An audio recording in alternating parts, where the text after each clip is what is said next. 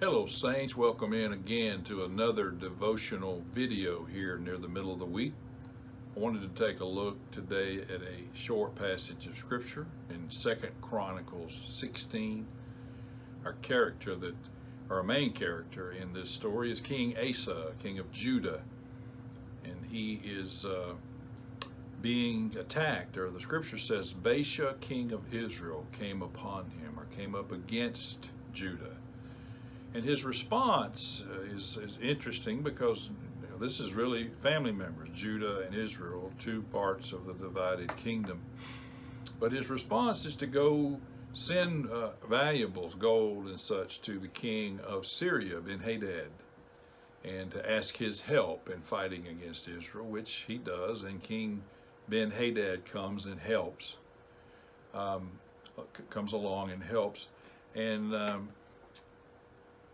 the prophet or the seer Hanani, I guess that's how you say his name, Hanani, and we'll call him that. The seer comes along and he says this. He says, at that time, Hanani the seer came to Asa, king of Judah, and said to him, because you have relied on the king of Syria. Now, not only had he relied on the king of Syria, he had made a treaty with him.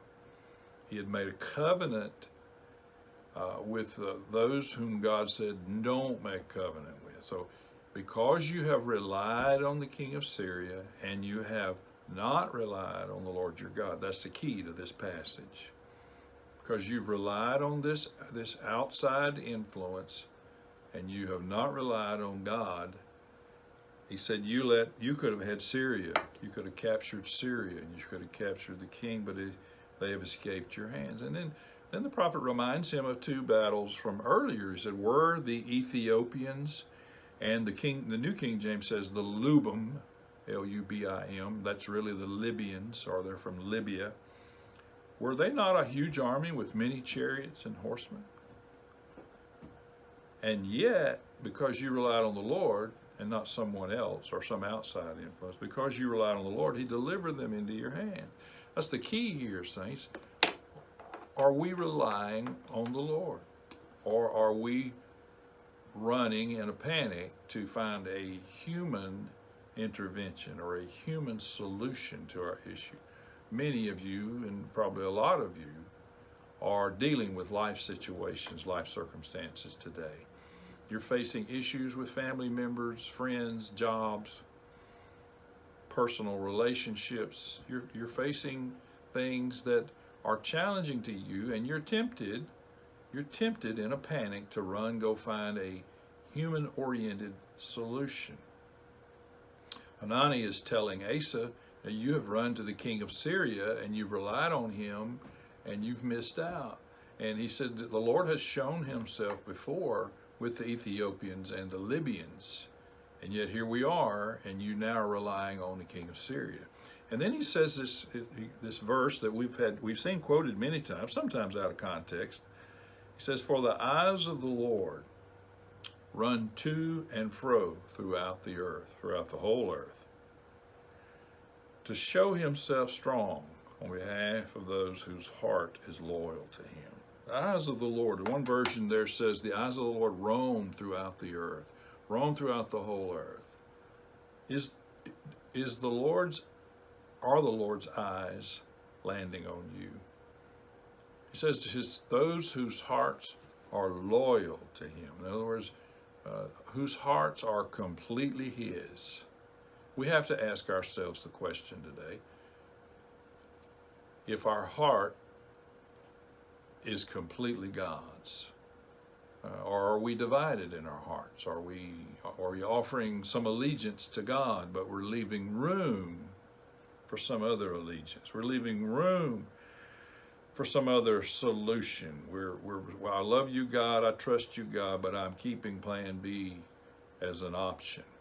Or have we completely committed ourselves to him, and are we completely loyal?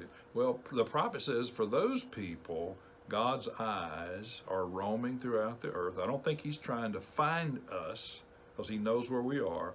But when we are those people whose hearts are completely his and completely loyal to him, it gives him that invitation to now come show himself strong on the behalf of his kids. Now, some versions there will say that he strongly supports.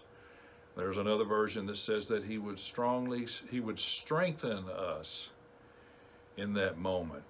Every one of us, including the one doing this video, would like for the Lord to strengthen us and to give us the strength to continue and the strength to go through whatever it is we're facing. And if you're living, you don't have to live very long before you face things and you deal with things. And God's not always in the business of removing us from those things. Sometimes he does, but many times rather than remove us, it's just like when he told Peter that Satan had asked for permission to sift him. Well, he didn't deliver him from the sifting. He didn't even promise that. He just said, I have prayed for you. And his prayer was what strengthened Peter when it was over with, to come back and be the disciple and the apostle that he was. So he says, the eyes of the Lord are looking for those whose loyalty. He said, in this you have done foolishly. Speaking to Asa. Therefore, from now on, you shall have wars.